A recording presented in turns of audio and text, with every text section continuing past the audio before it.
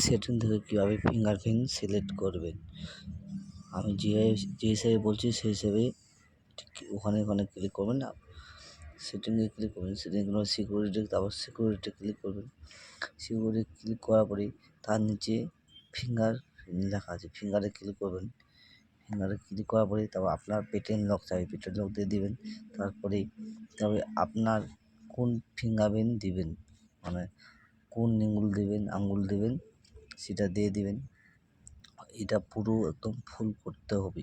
পুরো ফুল করার পরে তার নিচে তারপর নেক্সট অপশান আসবে, ডনে আসবে। ডনে ক্লিক করার পরে তারপরে আপনার ফিঙ্গারপ্রিন্ট পুরো সেট হয়ে গেছে।